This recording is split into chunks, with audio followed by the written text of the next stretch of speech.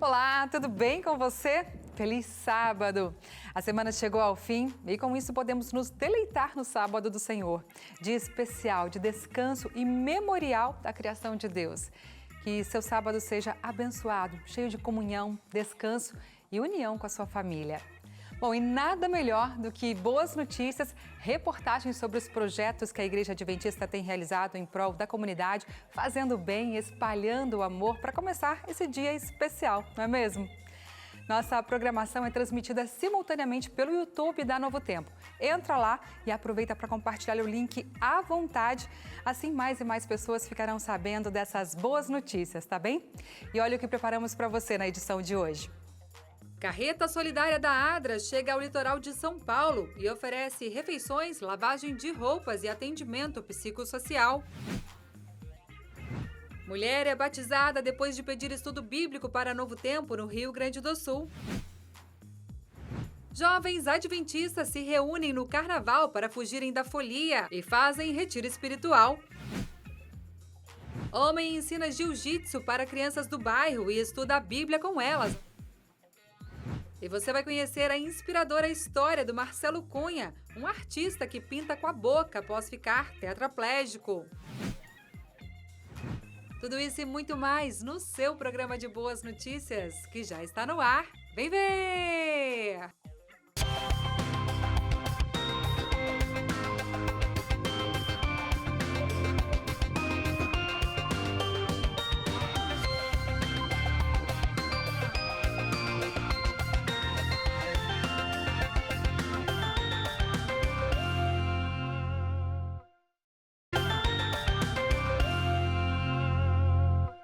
De volta, e a primeira boa história de hoje vem do Rio Grande do Sul. Na cidade de Igrejinha, uma jovem chamada Amanda assistiu à TV Novo Tempo, pediu estudos bíblicos e começou a frequentar uma igreja adventista da cidade. Depois de conhecer mais sobre a Bíblia, ela tomou uma decisão muito importante. Acompanhe na reportagem da Cláudia Brito. A TV Novo Tempo alcança pessoas de todos os lugares do Brasil e também do mundo, através de seus programas que podem ser acessados em plataformas diversas. E com a Amanda também foi assim. No município de Igrejinha, no Rio Grande do Sul, ela assistiu a TV Novo Tempo indicada por seu irmão. Enquanto aprendia assistindo, começou a pedir vários estudos bíblicos para a emissora e também passou a frequentar uma igreja adventista local. Eu conheci a Novo Tempo através do meu irmão.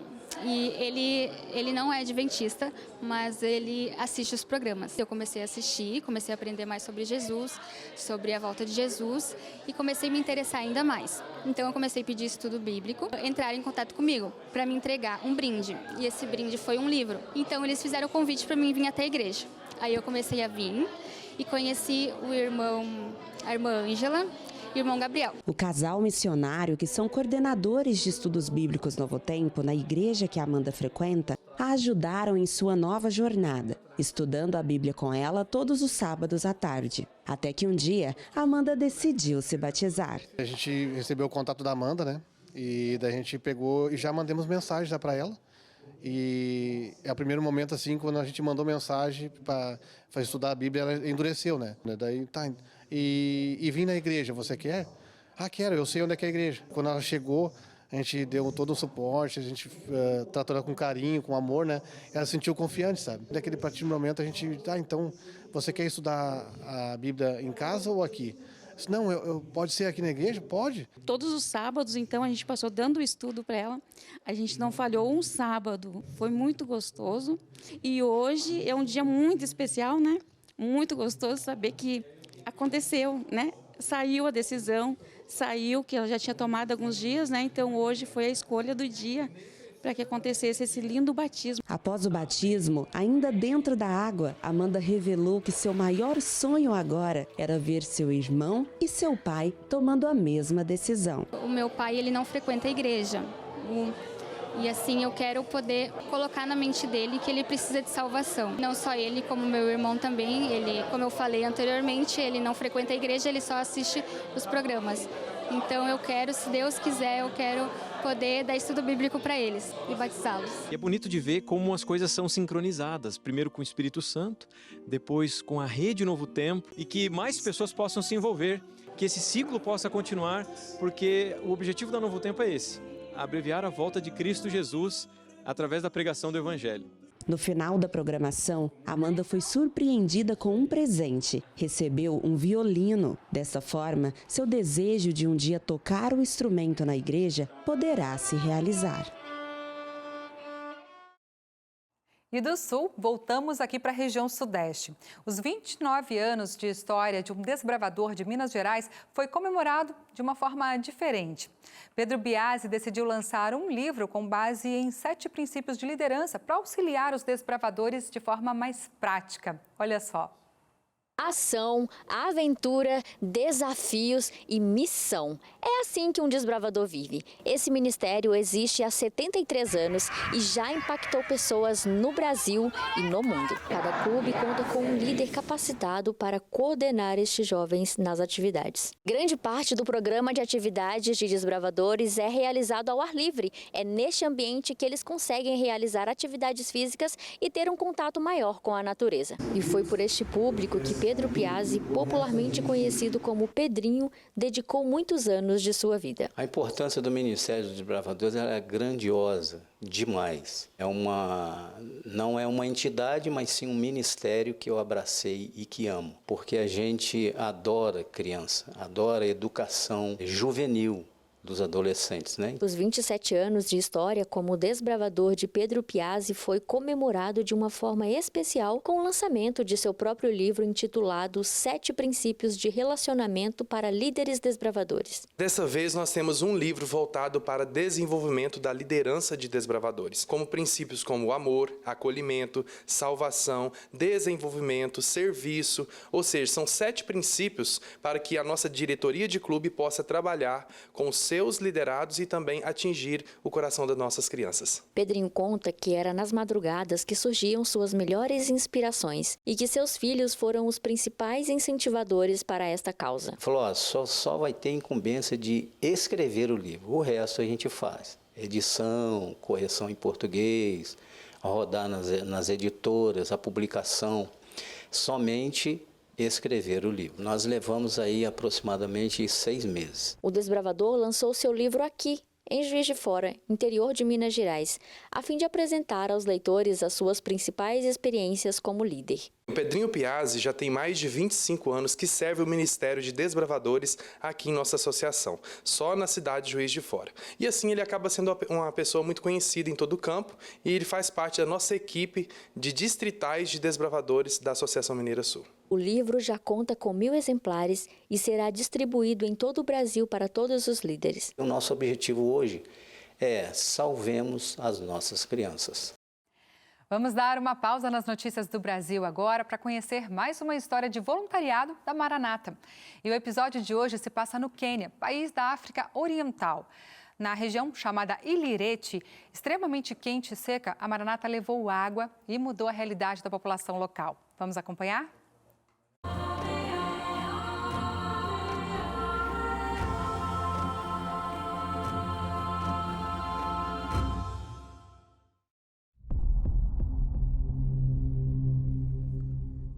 O norte do Quênia é um lugar místico que as pessoas pouco conhecem.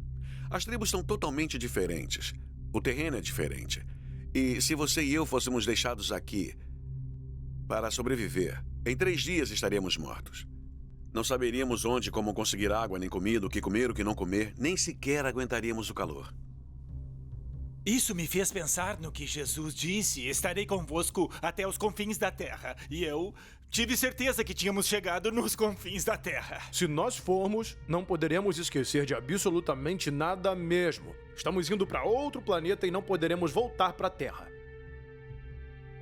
A Maranata trabalhou em locais remotos ao longo de sua história, mas um dos mais desafiadores dos últimos tempos foi uma área chamada Ilirete. Localizada no norte do Quênia, perto da fronteira com a Etiópia, Ilirete é extremamente remota, quente e seca. Não há água limpa em lugar algum.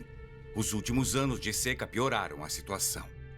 A tribo da Sanak viveu às margens do lago Turkana e na Etiópia por gerações e preservou em grandes partes seu modo de vida tradicional. Embora longe da civilização moderna, esta região talvez seja conhecida no mundo por alguns importantes achados arqueológicos. Descobertas de ossos e crânios pré-históricos e de um fóssil considerado da primeira pegada humana fazem esta área ser considerada por alguns como o berço da humanidade. Os Dassanaki que vivem aqui são pastores criadores de gado e se deslocam de um lugar para o outro à procura de água e comida para seus rebanhos. As temperaturas em Ileret podem ultrapassar os 38 graus e atualmente, pelo que se sabe, não chove por mais de um ano. Embora a região tenha uma grande massa d'água, o Lago Turkana ele é salgado e sujo. Por isso, as pessoas cavam em leitos secos de rios para encontrar bolsões de água que escoam da terra. Alguns desses buracos têm de 5 a 7 metros. A água que é retirada não é limpa, mas é tudo o que eles têm. Esta é Davo. Ela tem 15 anos e um filho. Seus dias são gastos retirando água desses buracos. Sofremos muito com a seca aqui. Alguns lugares onde plantávamos, perto da fronteira com a Etiópia, foram engolidos pelo lago. Sumiram. A gente teve que mudar para essa região aqui. Mas a seca acabou com quase tudo, porque fica muito tempo sem chover. É muito, muito difícil. A gente vê muito gado morto e muitas carcaças espalhadas por todo lugar. O dia de Dao começa cedo. A comida não é abundante aqui, então o dia começa com um chá. Depois de preparar a bebida para as crianças, ela sai de casa e faz a longa caminhada até o leito de um rio. A tarefa de coletar água costuma ser das mulheres e meninas da aldeia, que às vezes viajam em grupos por segurança. Dao e as outras mulheres descem por um buraco profundo, o que por si só já é um desafio. Felizmente, para Dao, o seu buraco tem uma poça d'água no fundo. Ela não vai precisar retirar areia para encontrar água. Infelizmente, a água está totalmente barrenta. Com o trabalho em equipe, elas levam jarros e recipientes para baixo e seu conteúdo pesado é içado para fora do buraco.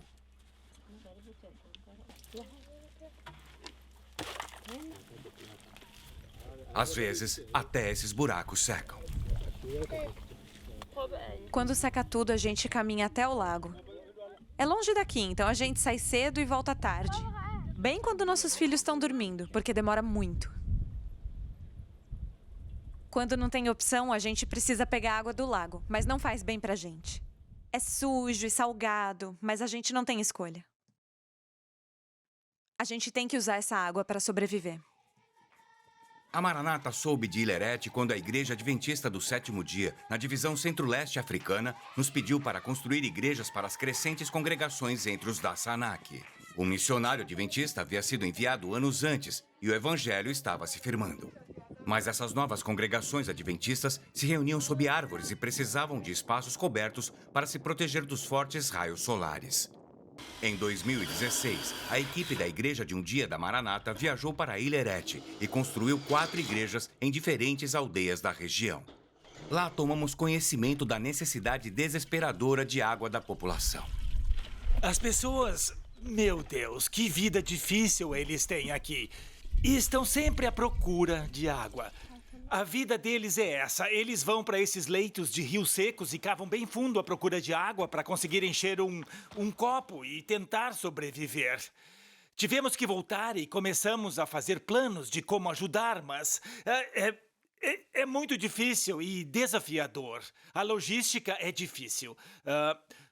Tudo tem que ser trazido para cá. O maquinário, os caminhões, os canos, o combustível, a comida e todo o pessoal responsável. Se esquecer alguma coisa, não pode correr e comprar numa loja. Tem que trazer tudo.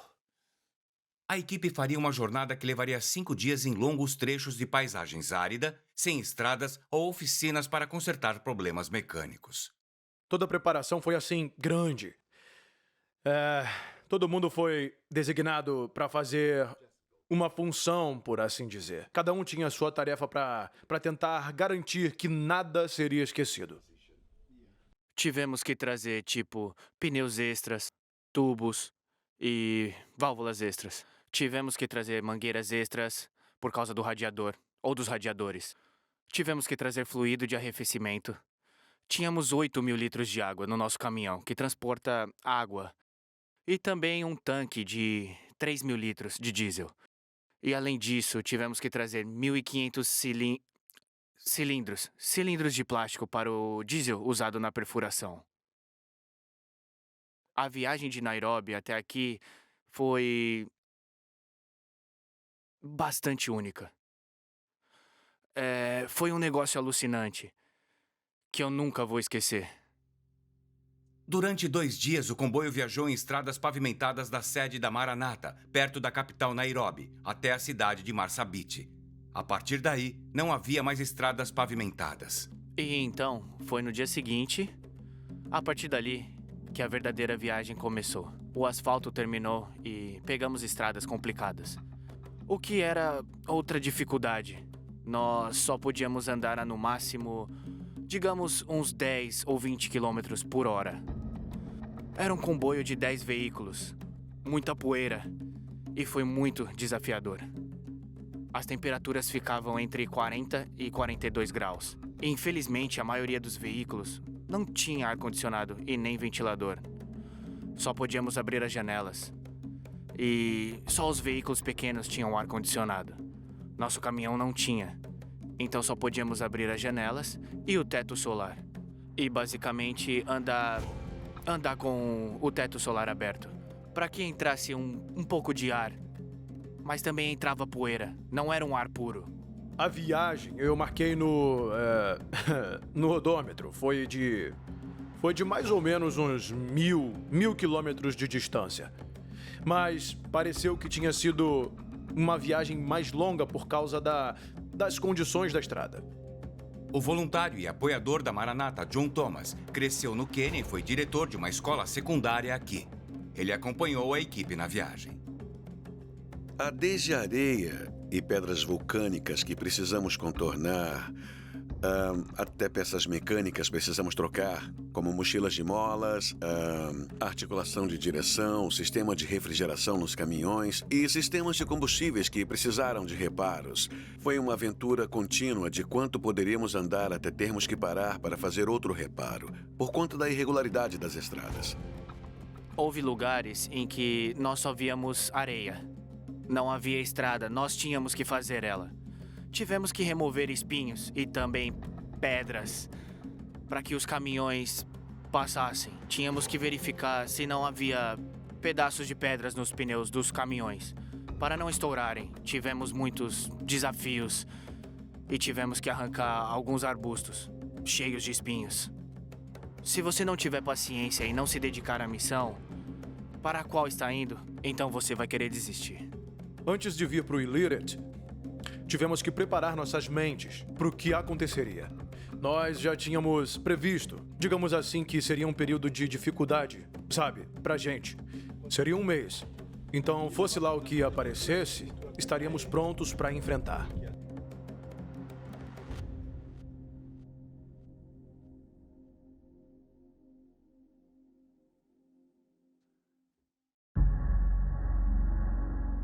Apesar das muitas avarias mecânicas no calor escaldante, o comboio atravessou o deserto de Shalbi e enfim chegou à área de Ileret. A equipe da igreja de um dia, que também veio, começou a trabalhar em um novo local de culto para a congregação adventista do 7º dia de Nangoli.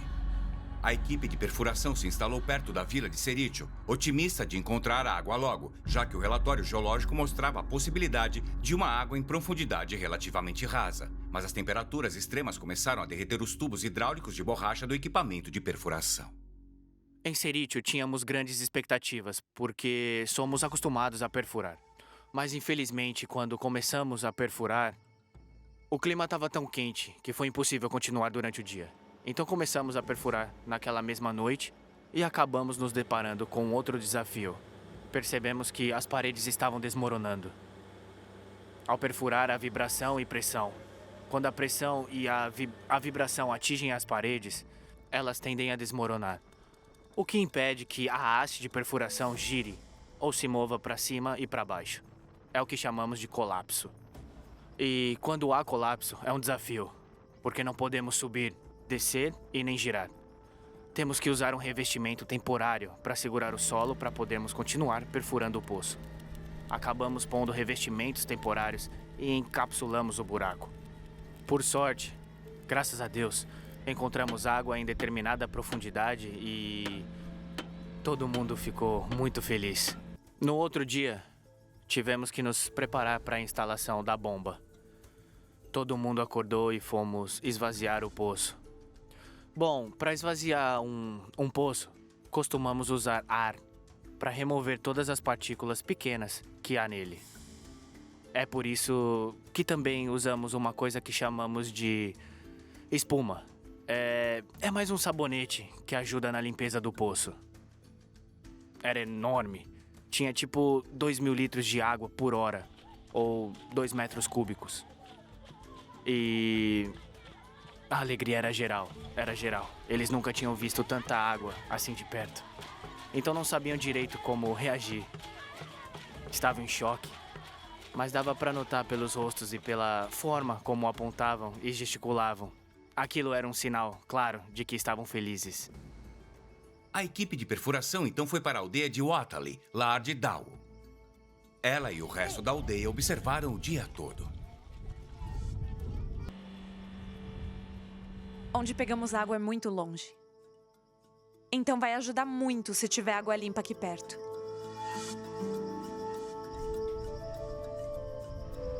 Vai me salvar muito tempo. E eu vou poder fazer muitas coisas em casa. Vai ajudar a ganhar muito tempo. Meu filho vai ter mais saúde. Assim como as ovelhas e o gado, a situação vai melhorar. Para todo mundo. Porque agora a gente também vai poder plantar legumes para ter o que comer. Eu nem posso imaginar que vou ter acesso a tudo assim tão fácil. O sonho de Dao se baseava na esperança de que a equipe de perfuração encontrasse água. Mas ao longo da perfuração, a equipe se deparou com o mesmo problema que em Serítio, um buraco em colapso. Porém, desta vez era maior e irrecuperável. Esse foi o momento mais difícil, porque todo mundo se desmotivou. Fomos cavar um poço e não conseguimos água. Foi muito desanimador. Então voltamos para a igreja, sentamos e oramos a Deus. Dizendo: Deus, se nos mandou aqui para cumprir sua missão, que ela seja feita.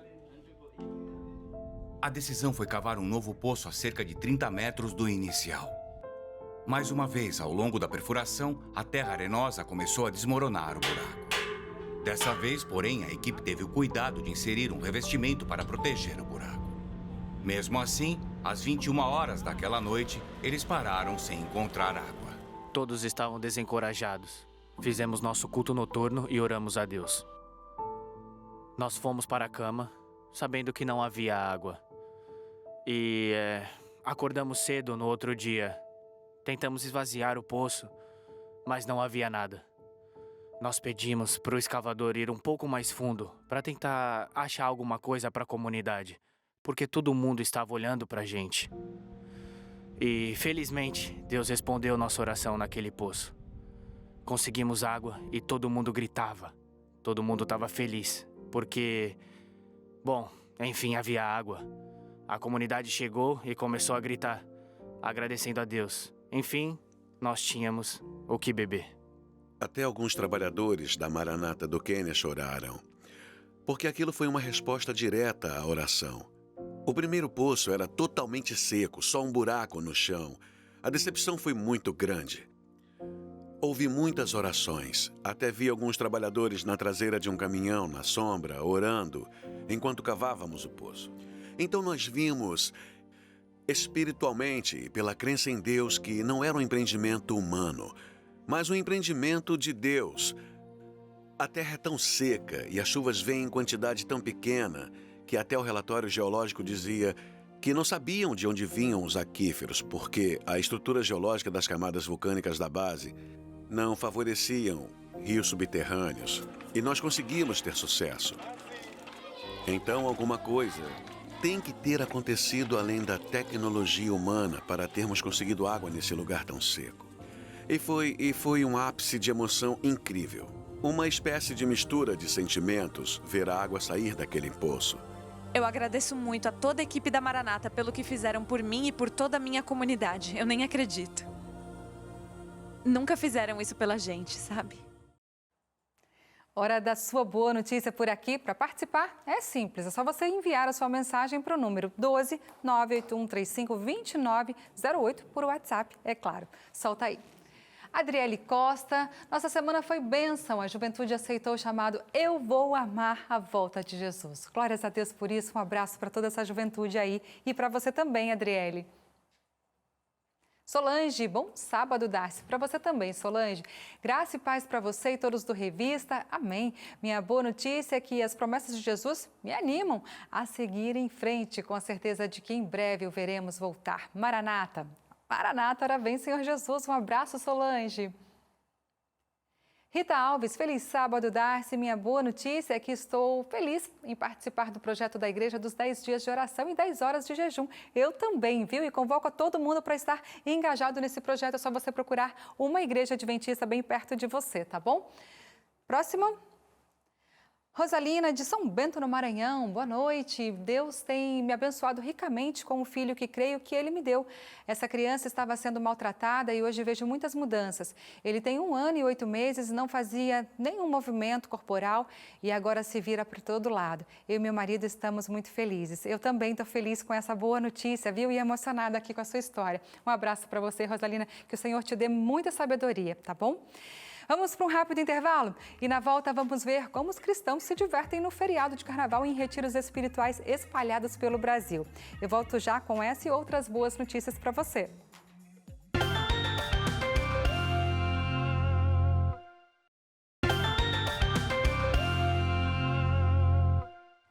Estamos de volta e, como eu já mencionei aqui, os cristãos não caem na folia do carnaval. Pelo contrário, usam esse momento aí para um momento espiritual. No Espírito Santo, com o retorno das atividades presenciais, o retiro espiritual das igrejas também voltou a acontecer. No Centro de Treinamento e Recreação do Espírito Santo, o CATRES, mais de 1.000 fiéis participaram desse programa que aconteceu entre sexta e terça-feira desta semana. E quem nos conta mais sobre isso é o repórter Myron Otton, que já está lá nas terras capixabas, conectado com a gente. Olá, Myron, tudo bem? Olá, Darcy, muito boa noite para você, boa noite para quem está nos assistindo aqui na TV Novo Tempo, tudo bem? Agora eu posso falar feliz ano novo, feliz 2023, né? O carnaval já passou, então agora o ano está começando. Já começou, de fato, o ano, né? Tudo bem com você também, né? Graças a Deus. Gente, tudo sim. Eu queria saber sobre esse retiro no CATRES, né? Que é tão esperado por muitos. Quantas pessoas participaram neste ano? Darcy, com retorno, né, com o aumento da vacinação e retorno dos eventos presenciais, o retiro espiritual do CATRES, que é bem tradicional, bem conhecido aqui no Espírito Santo, voltou a acontecer. E esse ano foram mais de 1.000 pessoas que participaram das atividades. O acampamento, né, a programação do acampamento começou na sexta-feira e foi até a quarta-feira de manhã. E nesse período, mais de 1.000 pessoas participaram, tanto acampada nas barracas, e aí são famílias mais tradicionais aqui do estado, sabe?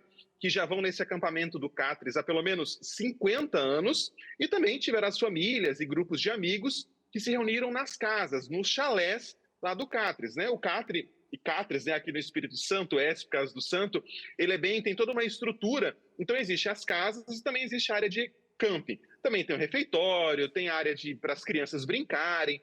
E o acampamento em si, ele é muito tradicional, porque existem os cultos, mas também existem os momentos livres para as pessoas participarem, tendo seus momentos de confraternização com a família, com os amigos, momentos de oração.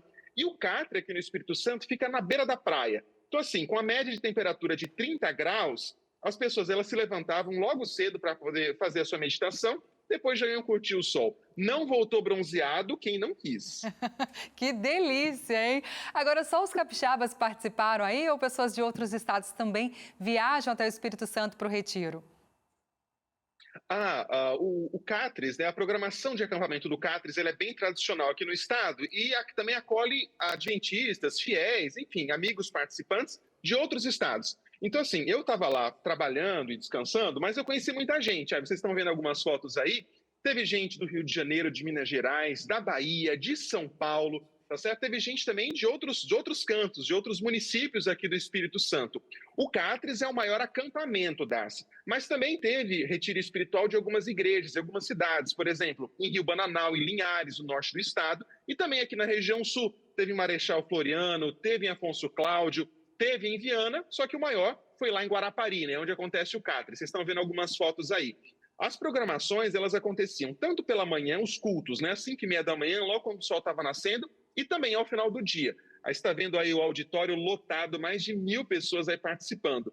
E a gente teve a participação musical de um ministério de louvor da gravadora Novo Tempo, que foi o grupo Vox. A gente também teve o ministério Sintonia, que é aqui do Espírito Santo mesmo, e quem pregou foram 2 pastores, um de São Paulo, outro de Minas Gerais, o pastor Felipe, que ele é líder jovem na região central de BH, e também o pastor José Marcos, que ele está aposentado, né, vive ali na região do NASP, Engenheiro Coelho. Ele, inclusive, é o pai do organizador do acampamento de carnaval aqui do Espírito Santo, pastor Rafael Stelling. Que legal! Eu só tenho uma coisa a te dizer, viu? Vou me programar, depois dessa propaganda que você fez aí, vou me programar para o próximo ano eu estarei com vocês. Venha com a gente sim. É bem tradicional o acampamento aqui no Espírito Santo e é muito gostoso, né? Porque é um momento entre as famílias, entre amigos. Então, assim, a pessoa levanta logo cedo, nesse período da época do ano aqui no Espírito Santo, é bem quente, né? Carnaval nessa época de fevereiro é bem quente. Então, assim, 5h30 da manhã o sol está nascendo. Então, você vem, participa do culto ali logo ao amanhecer, toma um café, depois vai participar das brincadeiras, das gincanas, tem futebol para quem quer, tem área de camping, tem área para as crianças também.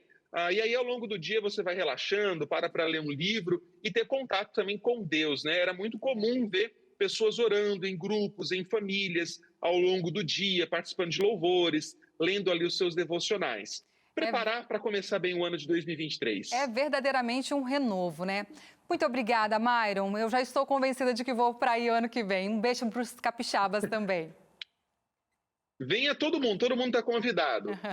Tchau, tchau. Tchau. Nós vamos para o norte do Brasil agora, saber como foi o retiro espiritual no Pará. Lá, centenas de adventistas da região trocaram as festas de carnaval pela reflexão religiosa. Acompanhe a reportagem da Thaís Orlovic. Muitos jovens e adultos escolhem passar o carnaval longe da folia. Preferem viajar para locais mais tranquilos e aproveitarem o feriado para reflexões espirituais e momentos de lazer em retiros. Eles se tornaram uma tradição para os adventistas aqui na região oeste do Pará. Faça chuva ou faça sol, os retiros de carnaval sempre são um destino certo para os fiéis. Os adventistas do sétimo dia, eles têm o costume de buscar locais afastados em meio à natureza para se juntarem em comunidade e buscarem Jesus por meio de comunhão, relacionamento e se prepararem para cumprir a missão de Jesus aqui na Terra. Muitos procuram o retiro espiritual para um assunto mais direcionado, para ouvir falar do amor de Deus. Nos 5 dias de carnaval, passamos por 2 retiros. O primeiro foi na praia de Cajutuba, em Belterra, interior de Santarém. Lá, 6 distritos de Santarém se reuniram. 715 pessoas confraternizaram. O segundo retiro foi em Rurópolis, onde 2 distritos da cidade juntaram-se com os distritos de Placas e Boa Vista. Ao todo, 800 pessoas estiveram acampadas. Houve atividades sociais, recreativas e esportivas. A proposta não é só espiritual, mas também social. O jovem Elias Pfeiffer, de 21 anos, participa pela 16ª vez do retiro de carnaval. Para ele, os carnavais são perca de tempo. Em questão do carnaval seria uma perca de tempo, né? Então é 1000 vezes melhor estar no retiro espiritual adorando ao nosso Criador do que estar lá fora, né? Talvez até adorando outros deuses.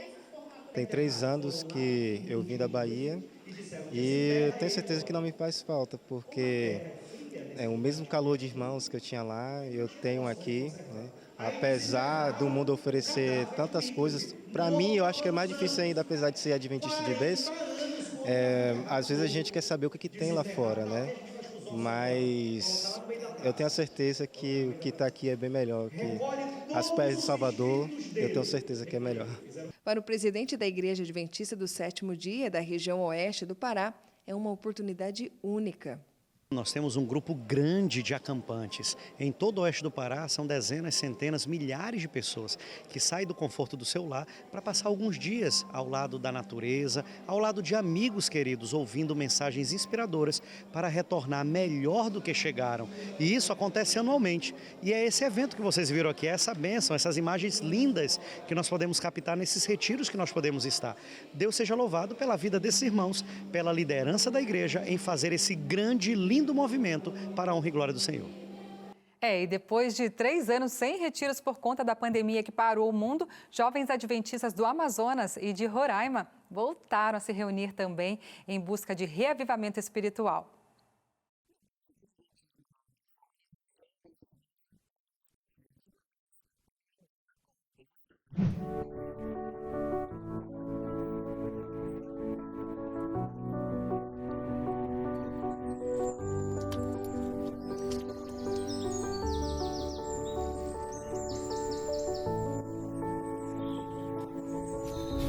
Acampal da Ilha do Sol tem seus encantos particulares, um belo cenário às margens do rio. E foi esse lindo cenário que Dona Luísa, de 74 anos, resolveu quebrar a regra de que acampamento é apenas para jovens. Ela escolheu entregar a vida a Jesus após 18 anos de estudo da Bíblia.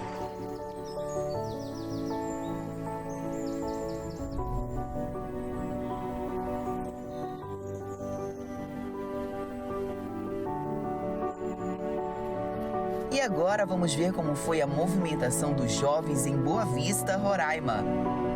A juventude de Roraima estava ansiosa por uma acampal, que não acontece há 2 anos por causa da pandemia. Agora, este sonho se tornou realidade e as igrejas estão reunidas aqui no Catre do Uauau para ter um encontro especial com Deus. Mais de 5.000 pessoas saíram das cidades para participarem da Acampal do Uauau, distante 47 quilômetros da capital Boa Vista. Em meio a muito louvor, mensagens bíblicas e gincanas, os participantes buscaram recarregar as baterias e se conectar intimamente com Jesus. No mundo onde nós estamos inseridos, existe muito tipo de diversão.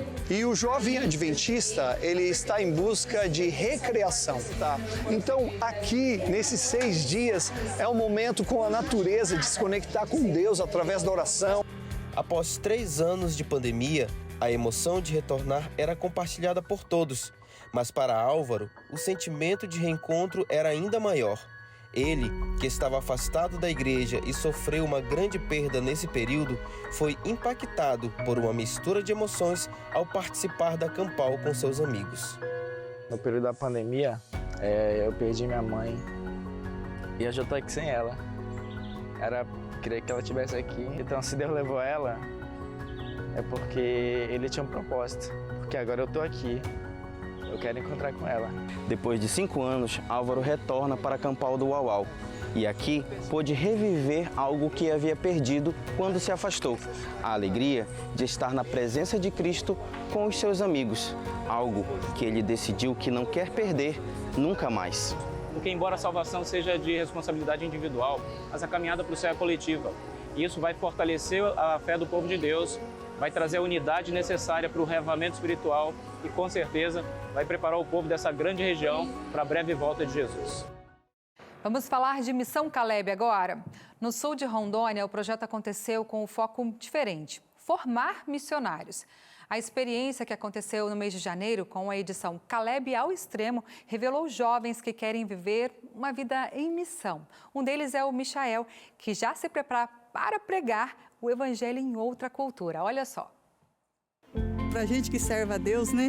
Você vê seu filho crescendo no caminho do Senhor, levando outras pessoas ao batismo, pregando o evangelho, gastando o tempo dele para levar o evangelho, porque na roça é sofrido, mas ele não olha para isso. Se precisar ir de noite, dar estudo bíblico, ele vai. Se precisar ir em alta floresta, ele vai. Se precisar ir em alta alegre, ele vai. Ele não mede esforço para nada. Esse é o relato de uma mãe orgulhosa do caminho que o filho está trilhando e sua dedicação empregada na causa de Deus. Michael teve o senso de missão despertado desde muito cedo. A vontade de servir e ajudar seu semelhante só aumentou. Deus ele foi me mostrando em vários aspectos da minha vida que Ele queria que eu fosse missionário. Aí Ele foi trazendo vários projetos para mim poder participar. Foi aí que veio mais uma oportunidade de viver a missão na prática, com o projeto Caleb ao Extremo.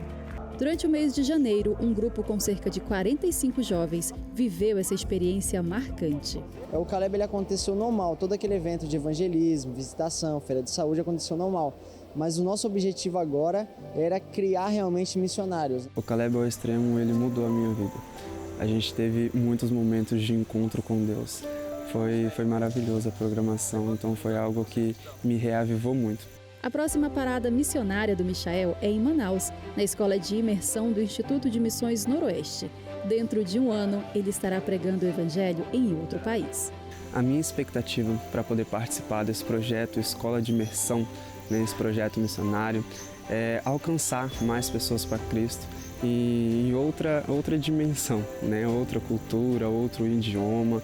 E isso vai trazer um grande reavivamento espiritual para mim. O legado e os resultados que esses jovens deixaram durante o Caleb ao Extremo mostra que o Senhor tem chamado e reavivado a juventude da igreja. Nós tivemos igrejas sendo reavivadas, uma juventude que foi influenciada a fazer a diferença.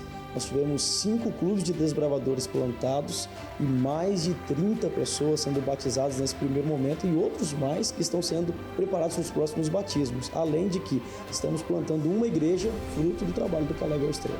Nós ficamos felizes em saber que esse projeto se torna também uma plataforma de lançar missionários. Alguns deles não se contentaram somente com o Caleb, eles vão passar um ano inteiro em missão e alguns, eu acredito, a vida inteira em missão. Todos eles são Calebs e no coração são missionários. E chegou a hora do quadro Missão 360 Graus. Como vocês viram na semana passada, a repórter Daiane Fagundes foi ao Piauí e hoje mostra mais um pouco sobre a realidade de lá, do semiárido. E o trabalho dos missionários voluntários do Instituto Luz, que um projeto aí comprometido com a segurança hídrica de quem sofre com a seca. Acompanhe.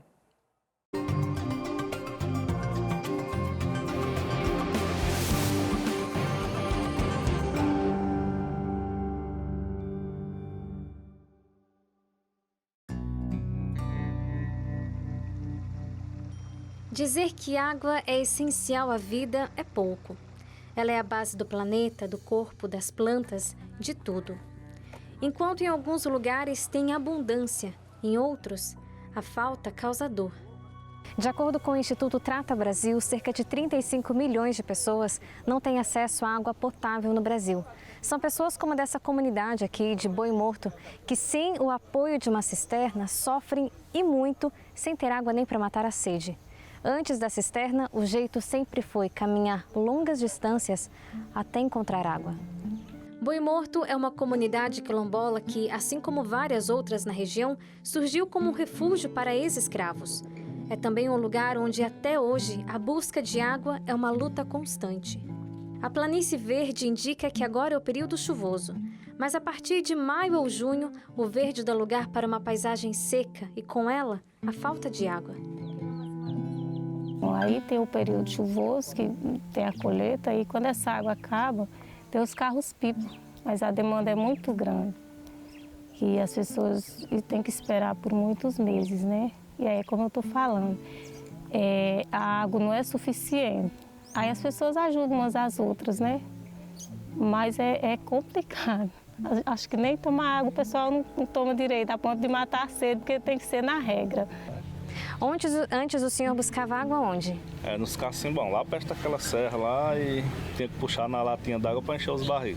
Ia andando? Era andando atrás de Jumetim, 6 quilômetros. 6 quilômetros? 5 a 6 quilômetros. Para trazer água para quantas pessoas aqui?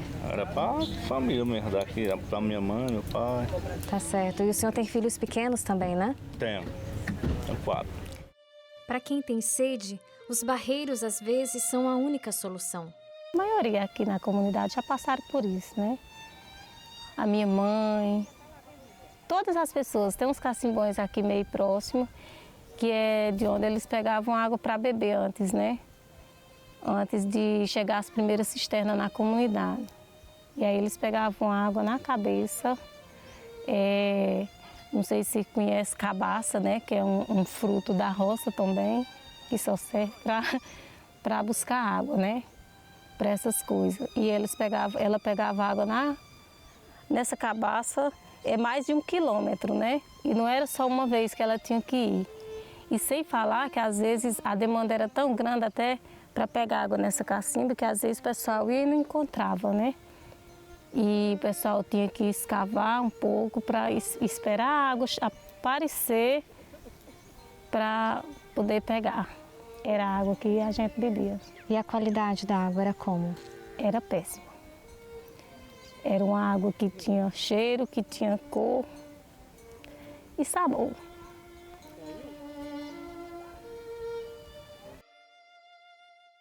O trabalho do Instituto Luz é levar independência, autonomia e dignidade para as comunidades do semiárido e o primeiro passo é a construção de cisternas que armazenam a água da chuva, como essa que acabou de ser construída no pátio do seu Adalto.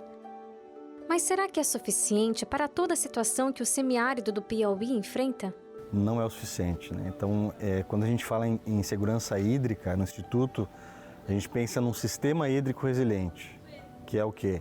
Cada casa com sua cisterna, porque é a tecnologia social mais importante, aí, talvez, do semiárido, na questão do acesso à água, né? Então, são as cisternas familiares. A gente trabalha também com a perfuração dos poços, né, que são equipamentos coletivos, escavação de barreiros, que são açudes que se enchem na época da chuva. E existe também um outro tipo de cisterna, que é a cisterna calçadão, que é uma cisterna de 50 mil litros. Então, trabalhando o sistema hídrico desses, vai ter água para o consumo humano, água para o trabalho, para a lavoura, né, para os animais. Aí sim a gente consegue dar uma segurança hídrica bem interessante para a família. E o senhor estava me contando antes que ganhar uma cisterna aqui é como ganhar na loteria? Que história que é essa? Melhor do que ganhar na loteria. Melhor ainda? Oxe, Porque aqui é uma coisa que não é para sempre. É muito bom isso aí. E como que isso vai impactar a sua vida agora? Vai melhorar muito, porque é uma coisa boa, não precisa a gente sair os cacimbas para puxar água mais, não vai precisar mais. Para mim ainda é melhor ainda, que vai ficar tudo mais fácil para a gente. Tá certo. Fica mais fácil para a gente. Tá certo. Tem água na época de chuva e tem água na época de seca também, agora né? Aí encheu, aí pode esquecer, aí é o ano todinho. Eu nem tenho palavras, né, para dizer o quanto essa cisterna está sendo importante, né, aqui na nossa comunidade. Assim, impacto negativo não tem, né?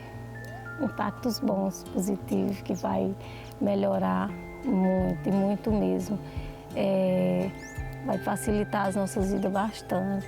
E até a produzir, né? Porque tem pessoas que às vezes pensam em produzir e não tem como, né? Vai facilitar muito. Impacto também para os voluntários que constroem as cisternas. Eu acho que toda vez que eu abrir uma torneira,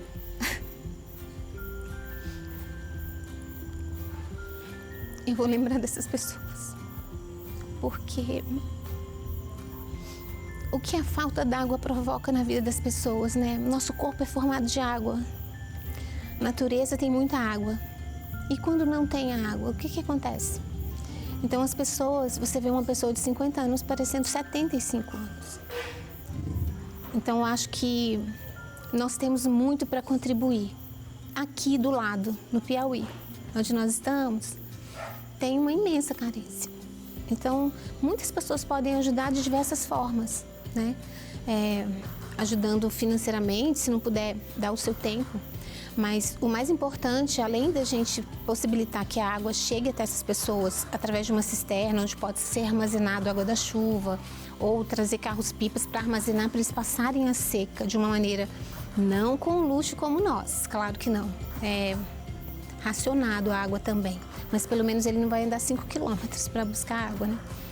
Então, assim, nós podemos sair de onde nós estamos, doar uma parte das suas férias, fazer alguma coisa por essas pessoas, porque esse é um amor na prática, né?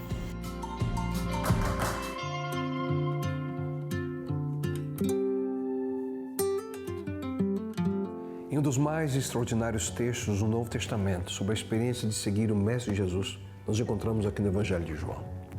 Poucas horas antes de ser preso e morto, Jesus Cristo afirmou aos seus discípulos: um novo mandamento lhes dou. Amem-se uns aos outros como eu os amei. Vocês devem amar-se uns aos outros. Com isso, todos saberão que vocês são meus discípulos, se vocês se amarem uns aos outros. De maneira clara, aqui nós vemos talvez a maior característica de um verdadeiro discípulo de Jesus Cristo: amor. Esse amor, ele provém inicialmente de um profundo relacionamento com Deus, mas não pode ficar apenas no âmbito pessoal. Esse amor, ele precisa ser compartilhado com outras pessoas. No entanto, a melhor maneira de expressar esse amor aos que estão ao nosso redor e também àqueles que estão distantes de nós é através de ações. Ações que possam demonstrar através de maneira prática, no serviço ao próximo, quem de fato é Deus na nossa vida. Entre tantas outras iniciativas no intuito de fazer discípulos ao redor do mundo, a Igreja Adventista também mantém oportunidades àqueles que ainda estão ali no período escolar, mas que também desejam servir. Pessoas que sentem o desejo de manifestar de maneira concreta amor àqueles que tanto necessitam. Em outras palavras, sendo assim também o verdadeiro discípulo do Mestre. O programa de estudantes missionários na Igreja Adventista teve o seu início de maneira informal na sala de estar do Dr. William Lovelace, na década de 50. Ele era pastor da Igreja Adventista de Tacoma Park, Lago Church, no estado de Maryland, nos Estados Unidos. Alguns líderes estudantis das atividades religiosas ali do campus do Columbia Union College estavam buscando ali maneiras de transformar a experiência missionária em algo real para eles. Até aquele momento, os missionários, que já eram um número considerável, eram apenas pessoas de uma idade mais avançada. Mas essa nova ideia de enviar estudantes como missionários para outras partes do mundo teve um impacto extraordinário entre aqueles alunos e foi rapidamente aceita e apoiada. O primeiro estudante missionário, Marlin Mathiathan, ele serviu durante o verão de 1959 no México. Primariamente, ele ajudou pastores locais a evangelizar uma área remota do país. Mas ao voltar, ele trouxe consigo histórias e experiências marcantes dessa sua viagem, que rapidamente chamou a atenção e levantou o desejo em outros alunos que também tomaram a decisão de participar da missão servindo em outras partes do mundo. Geralmente, os estudantes que queiram servir como missionários dedicam um ano da sua vida integralmente ao avanço do reino de Deus em alguma parte do mundo que necessite diretamente de ajuda. Como praxe, o estudante ele assume os gastos de viagem e a instituição que o recebe concede ao aluno um pequeno estipêndio mensal para cobrir as suas necessidades básicas de moradia e também de alimentação. Um estudante missionário tem a oportunidade de transformar o coração daqueles que ele entra em contato. E, sem dúvida alguma, alguém sempre é impactado com esse tipo de iniciativa. Ao dedicar um ano da sua vida para Deus, sonhos sempre se transformam em realidade. Muitas vezes, o resultado é visto na construção de uma nova igreja, ou quem sabe no auxílio a uma comunidade carente, ou no sorriso daqueles que são tocados pelo estudante missionário. Mas com certeza, um dos grandes beneficiados é o próprio estudante. História após história confirma que aqueles que servem dessa forma nunca mais retornam como a mesma pessoa. A paixão por outros e o desejo de servir na missão de Deus tem o poder de mudar por completo a vida desses estudantes que, de maneira tão altruísta, decidem viver a real experiência de ser e fazer discípulos entre aqueles que ainda não conhecem Jesus Cristo. Se você deseja ter maiores informações sobre como servir ao Senhor em sua missão como estudante missionário, entre em contato conosco para obter maiores informações sobre como você também poderá fazer discípulos para Cristo em outras partes do mundo. E então, malas prontas? Que tal dedicar algumas semanas ou até mesmo um ano da sua vida ao Mestre Jesus? Vamos para mais uma pausa rápida, mas depois do intervalo o assunto será como lidar com o Alzheimer, doença progressiva que destrói a memória. Você vai saber como prevenir e como funciona o tratamento. Eu volto em instantes.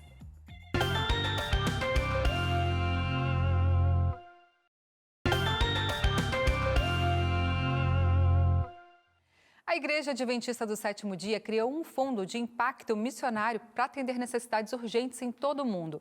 Essa e outras informações você confere agora na ANN, a Agência Mundial de Notícias da Igreja Adventista do Sétimo Dia, com o pastor Williams Costa Júnior. Igreja Adventista do Sétimo Dia cria fundo de impacto missionário para atender necessidades urgentes em todo o mundo. Educação Adventista é uma ferramenta para o evangelismo em Hong Kong. Adventistas criativos são inspirados a usar seus dons para Deus na Austrália. Projeto Eu Quero Ir para a Escola apoia mais de 400 crianças na Romênia. Você vai ver agora estas e outras histórias aqui na ANN.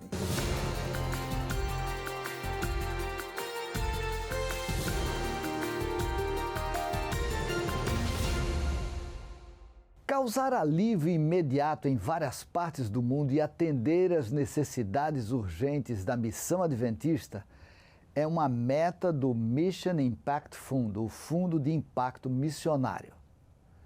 Saiba mais sobre este projeto e os lugares que já estão se beneficiando dele.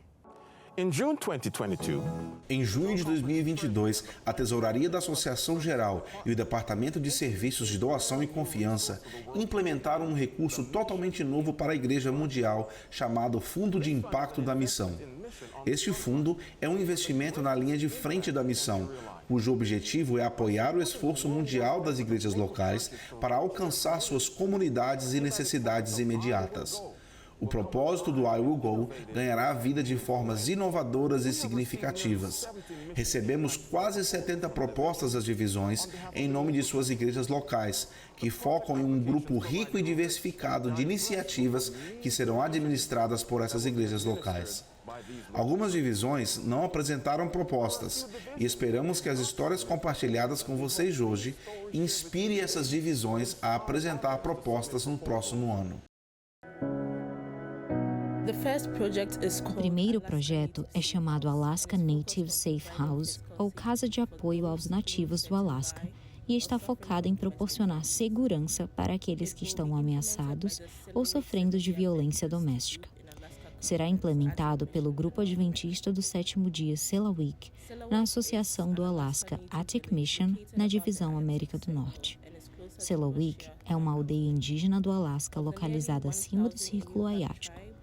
Dos quase 1.000 membros da tribo de Upak, 400 têm menos de 80 anos de idade. O desemprego é 80% e a taxa de pobreza é superior a 86%. O abuso sexual, o uso de drogas, a violência doméstica e as taxas de suicídio em Selawik seguem a tendência do estado entre os nativos do Alasca. Isto é, 3 vezes o dos não nativos residentes do Alasca e 5 vezes a média nacional. Enquanto os esforços do Ministério continuam a crescer na região, as vítimas de abuso e violência precisam de um lugar seguro para ir. Por causa do isolamento da comunidade Selawik, as vítimas têm atualmente recursos muito limitados para apoiar sua fuga e recuperação de condições inseguras e ameaçadoras de vida. O projeto resultará na implementação de procedimentos e ações estabelecidos para abrigar indivíduos ou famílias até que a ameaça do dano seja eliminada ou neutralizada. O projeto fornecerá apoio às vítimas em 3 áreas principais: admissão, avaliação e apoio e acompanhamento. Este projeto engloba uma abordagem holística de apoio às vítimas, onde serão fornecidos suprimentos e materiais para a vida humana básica e para a vida diária. A educação e o cuidado espirituais serão fundamentais para atender as necessidades das vítimas. Voluntários treinados fornecerão serviços especializados para a violência doméstica. Os objetivos deste projeto são evitar mortes na comunidade por homicídio ou suicídio, proporcionar um abrigo, apresentar um Cristo compassivo que se preocupa com os nativos do Alasca e fortalecer a relação entre o grupo de missão ártica e a comunidade indígena que eles servem. Por meio da educação adventista, muitas pessoas foram transformadas ao conhecerem a Cristo. Uma dessas histórias aconteceu na Academia Adventista de Hong Kong. Agora temos uma história maravilhosa da Hong Kong Avenues Academy, aqui mesmo, na grande cidade de Hong Kong. Eu ensino chinês como língua estrangeira na academia. Por motivos culturais, não sabíamos quem era Jesus ou o que era uma Bíblia, até que uma de nossas professoras, nativa dos Estados Unidos, às vésperas do Natal, convidou algum dos estudantes para o culto em seu dormitório, onde pudemos conhecer a Jesus. Um tempo depois, decidi estudar a Bíblia. E foi assim que Tom se tornou meu pastor, porque ele me convidou para estudar a Bíblia com ele e sua esposa Gladys. Agora temos outras 2 mulheres estudando a Bíblia. Nos aproximamos por meio do estudo da Bíblia e vamos à igreja juntos todos os sábados de manhã para ouvir Tom compartilhar as Escrituras conosco. Com certeza, sinto que estou mais próxima de Deus. Esta é a sua decisão. Eu te batizo em nome do Pai, do Filho e do Espírito Santo. Encontrei a igreja em um momento difícil. Eu estava triste e deprimida. Então eu recebi o convite de ir à igreja para orar e aceitei imediatamente. Na igreja, eu orei com fervor e senti um alívio imenso e imediato.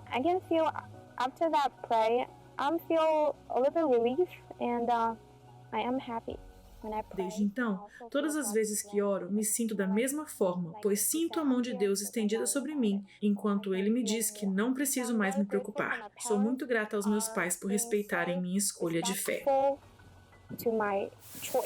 O objetivo de compartilhar a mensagem do Evangelho com o público pós-moderno levou a Igreja Adventista na Venezuela a sediar o UVO Filmes.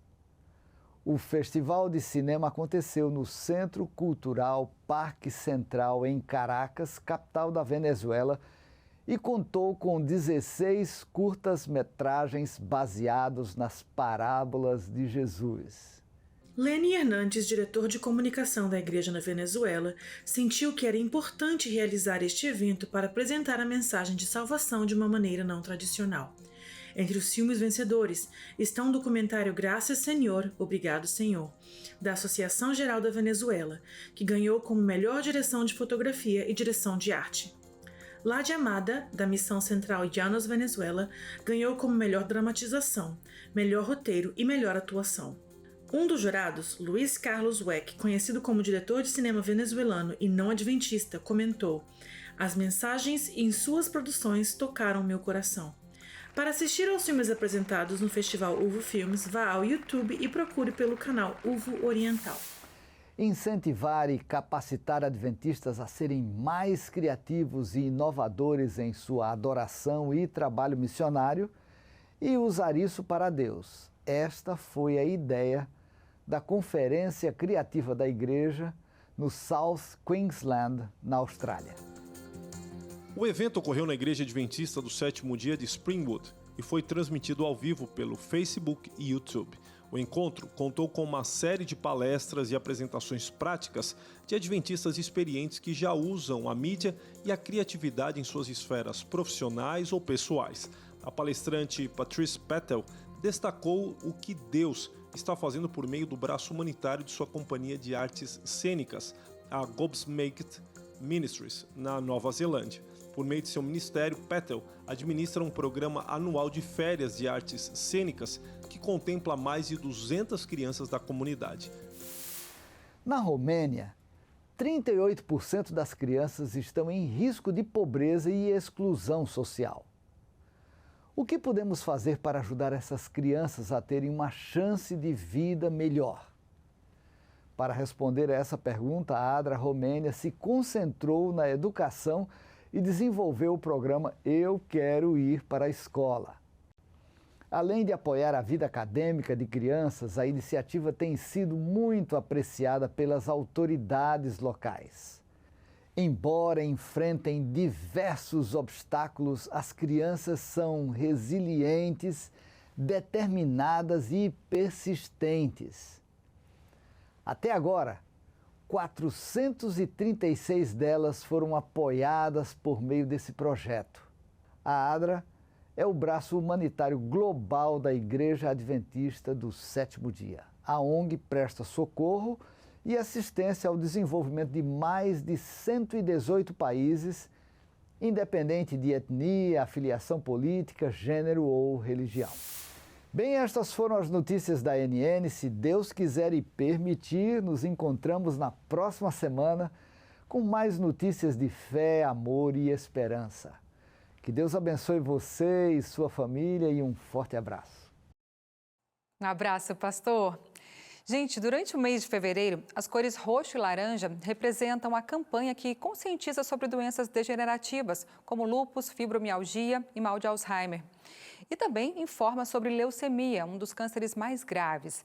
A reportagem a seguir traz mais informações sobre o Alzheimer, uma doença que, embora não tenha cura, pode ser evitada.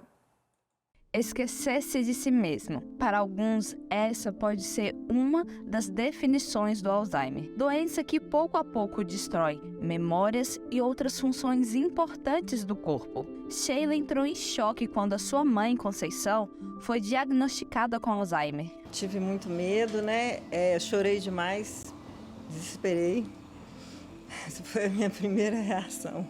O normal é o desespero. O normal é muito desespero. Porque o Alzheimer, ele é uma doença que a gente sabe que não tem cura e que ele pode progredir muito rápido, pode não progredir muito rápido. Normalmente a pessoa, ela fica bem fisicamente, né? Os problemas físicos, eles começam mais lá na frente.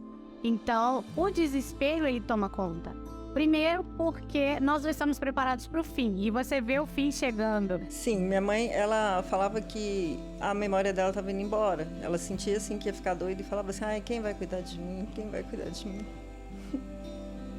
Ela falava isso. A família, como que ela reagiu, sabe, diante disso? A minha mãe, na verdade, ela já não tinha consciência, né? Quando ela falava isso, a mente dela já não estava boa. Quando a gente custa dar conta do problema, né? A questão é essa. O Alzheimer atinge uma média de 90 mil brasileiros acima de 60 anos.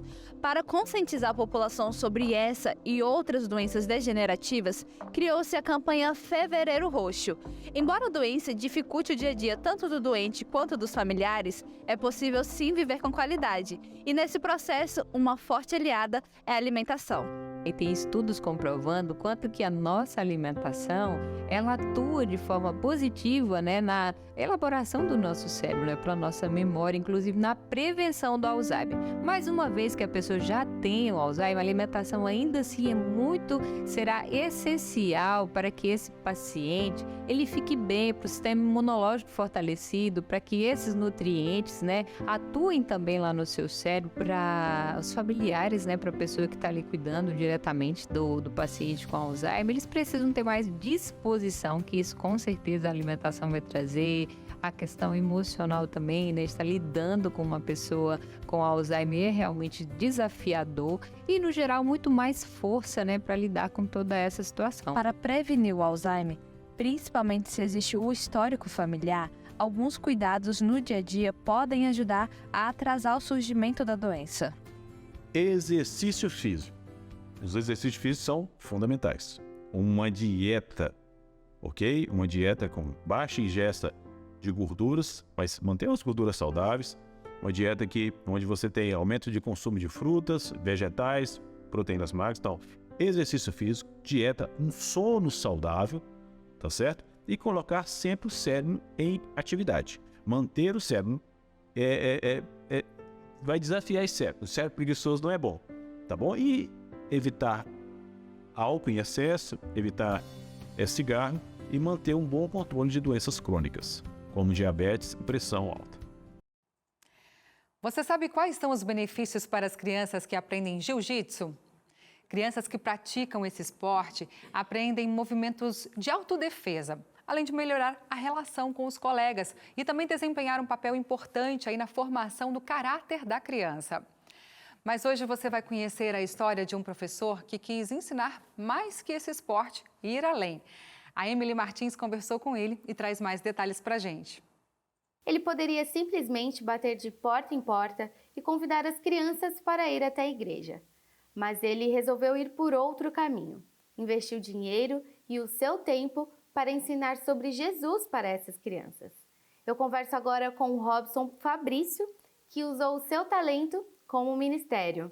Robson, como surgiu essa vontade de ensinar jiu-jitsu para as crianças do bairro e de graça? Essa vontade surgiu desde quando eu comecei a treinar o jiu-jitsu em 2008. Quando eu iniciei na faixa branca, eu coloquei os pés no tatame, eu senti a vontade no coração de fazer um projeto social, de implantar um projeto social numa comunidade, tirar as crianças da rua, tirar as crianças do lugar errado.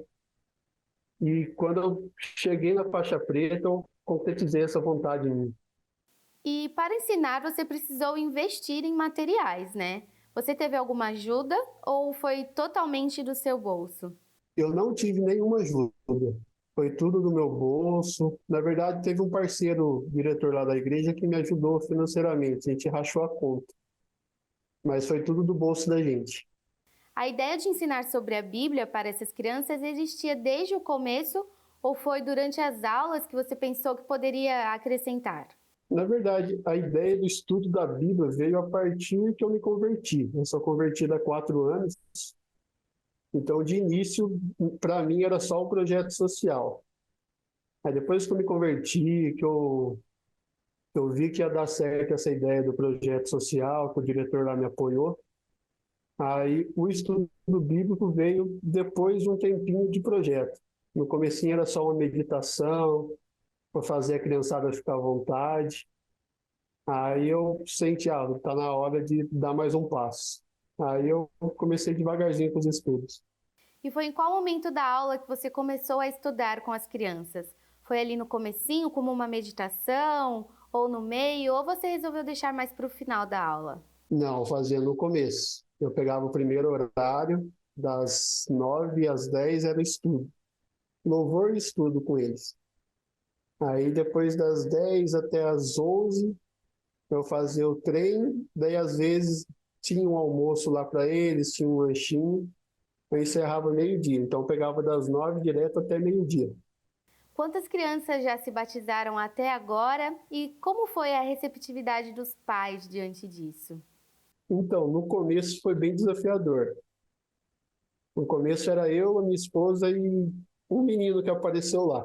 Aí esse um menino chamou outro. Daí a gente, com muita oração, persistência, a gente não desistiu. Na outra semana foi aumentando, a gente teve em torno de 30 crianças. E dessas 30, com os estudos, conseguimos batizar 15. E os pais eram sossegados, bem tranquilos. Participavam, iam lá ver, tiravam foto. Começaram a ir para a igreja através dos alunos do projeto. Algumas famílias também acabaram se batizando, os pais. Então foi bem legal. Pode ser que alguém que esteja em casa nos assistindo esteja pensando, bom, eu não sei dar aula de jiu-jitsu, mas eu sei fazer alguma coisa e não sei por onde começar. Robson, qual conselho, qual a dica que você daria para essa pessoa? Bom, o conselho que eu dou é usar o que você tem nas mãos para salvar vidas,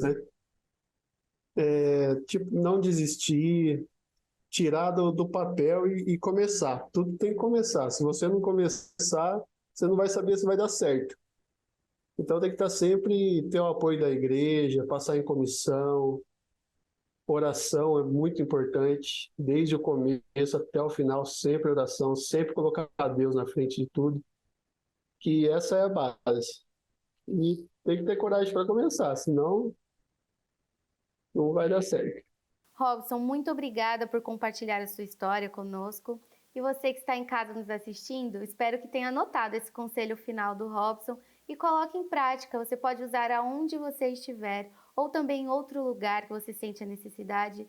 Só não deixe também o seu talento guardado aí, tá bom? Volto com vocês nos estúdios. Tá certo, muito obrigada, Emily. E agora eu pergunto para você aí de casa, qual a sua boa notícia? Conta aqui pra gente, é só enviar a sua mensagem em texto, com foto ou em vídeo, com o celular sempre na horizontal, aqui para o nosso WhatsApp, e a gente mostra aqui na tela para todo o Brasil. Solta aí. Leone ou Leoni, feliz sábado, Darcy. Boa notícia desta semana é que meu papai, Fábio Schmitz, fez aniversário. Louvado seja Deus pela sua vida e seus cuidados para com ele. Amém. Parabéns, Fábio. Deus abençoe muito a sua vida, viu? Maria Coelho, boa noite, família de Deus. A boa notícia são os 10 dias de oração e 10 horas de jejum da Igreja Adventista de Montenegro. É isso aí, projeto lindo que está acontecendo em toda a América do Sul na Igreja Adventista e você pode participar também, tá bom? Última pausa do programa de hoje, depois do intervalo você vai saber que tem novidades aqui na TV Novo Tempo. E vai ver também uma reportagem com uma história incrível de um jovem que pinta com a boca. Eu volto já.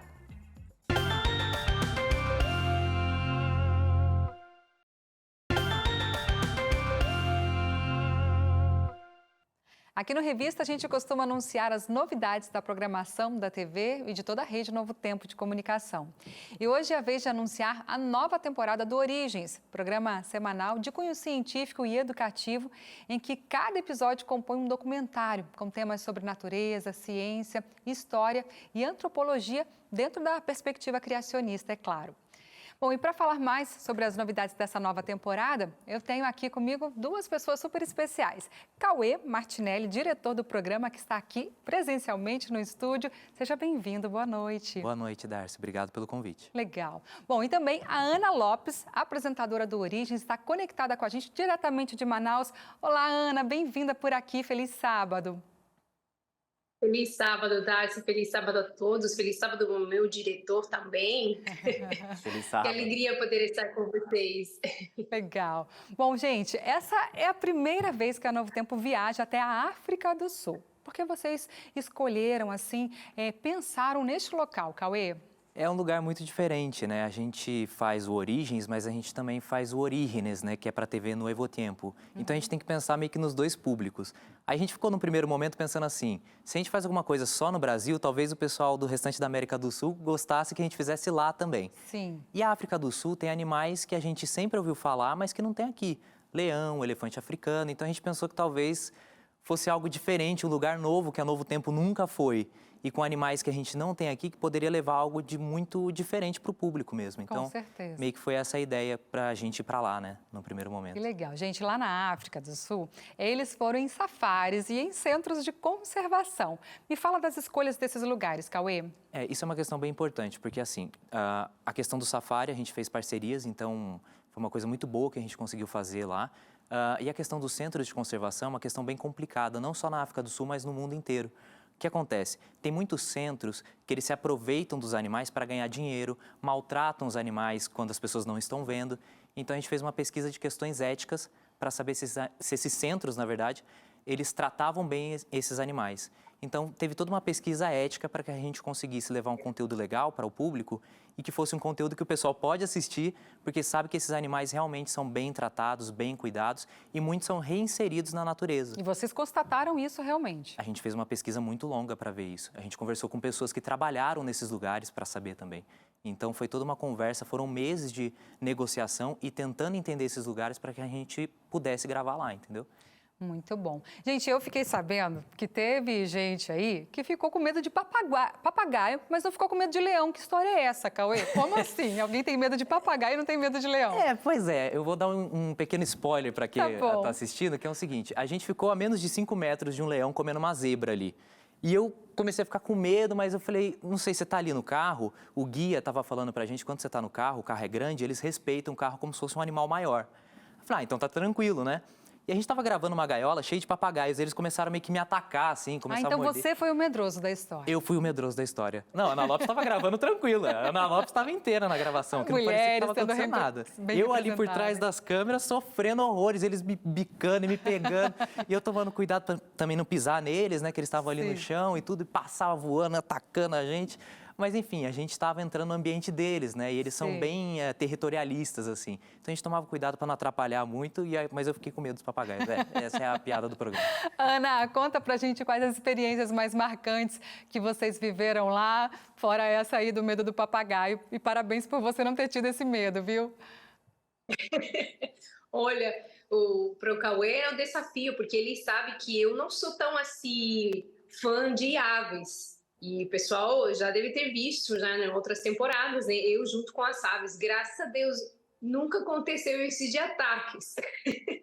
Mas, olha, foi uma experiência incrível, realmente foi incrível. Eu amo animais, eu tenho bichinhos de estimação aqui em casa. E, assim, ter essa experiência por perto desses animais que o Cauê mencionou, né? Que são do reino animal, né? A gente está falando de um elefante, de uma girafa, dos leões, e tendo-se assim tão perto, ficamos com muito assim, como que eu posso falar? Super animados de conhecer, mas ao mesmo tempo admirados de saber quanto quanta informação tem por trás da inteligência de cada um desses animais. E aí é muita informação. E é esse que a nova temporada traz, de poder de trazer muita informação sobre esses animais, sobre a mente inteligente que está por trás da criação desses animais. E essa parte ali, para mim, foi especial porque me deixou assim, com tanta admiração e com tanta vontade de poder chegar tão perto desses animais. Lógico que a gente não consegue, né? Mas fiquei com essa vontade de que, puxa vida, como será no céu? É verdade. Nesse mundo animal, Ana... Os papagaios não vão atacar ninguém, nem os leões, nem nada. Serão mansinhos. E nesse mundo animal, dá para ver aí de perto, né? Que por trás de tudo tem um Deus criador que é realmente uma evidência científica da criação, né? E assim, vamos ver juntos a chamadinha dessa nova temporada agora, tá bom? Para entender a perfeição de Deus, é preciso conhecer a beleza da criação. Em março, uma nova temporada de Origens.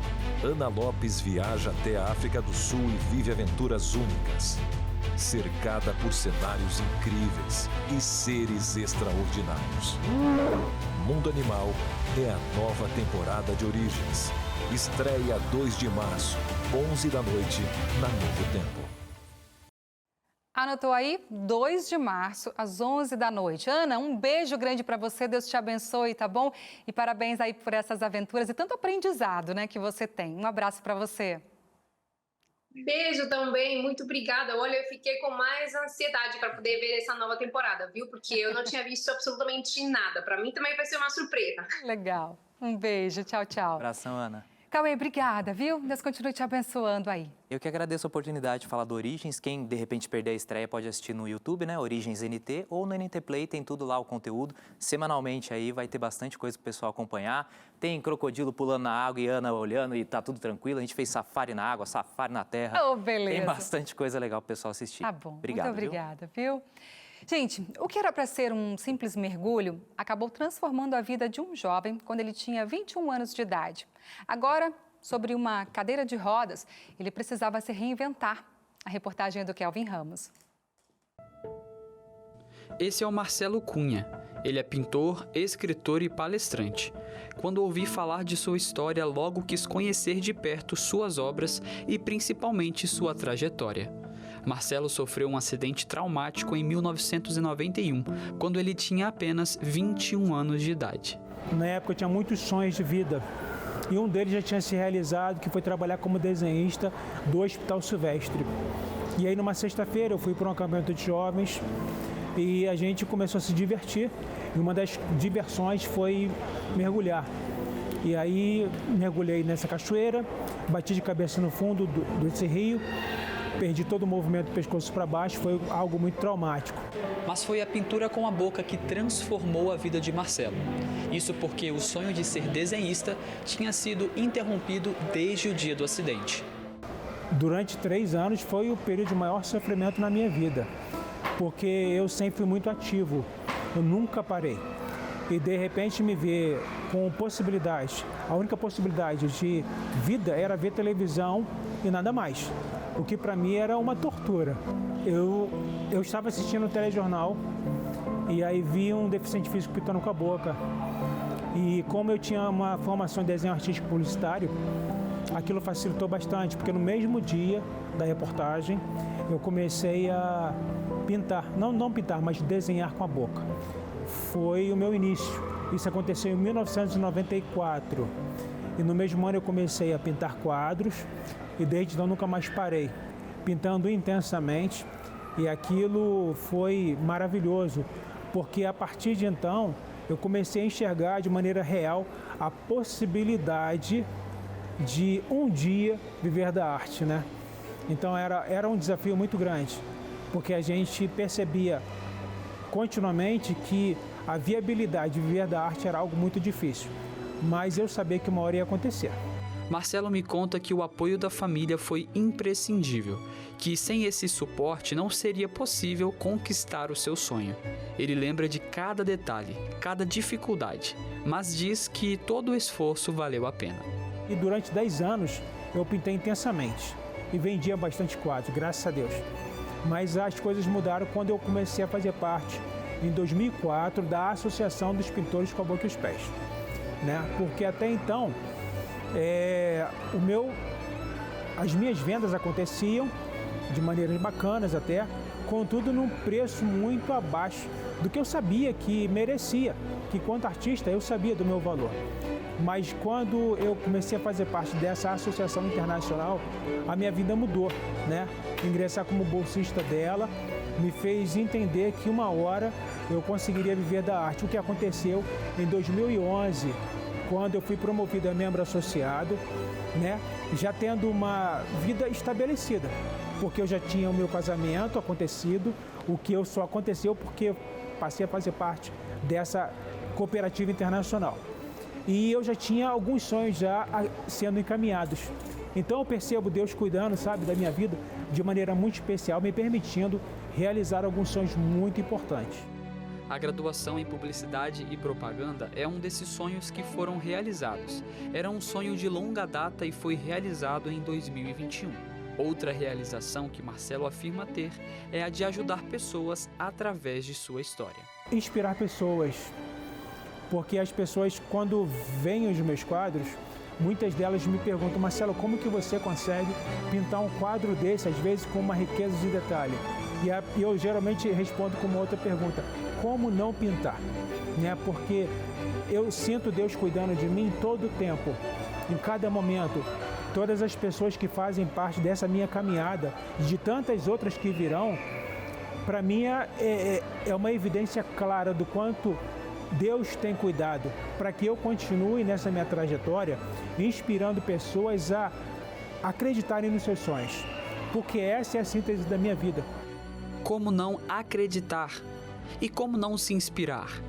Uma coisa eu aprendi com a história de Marcelo: acreditar nos meus sonhos, independente das adversidades.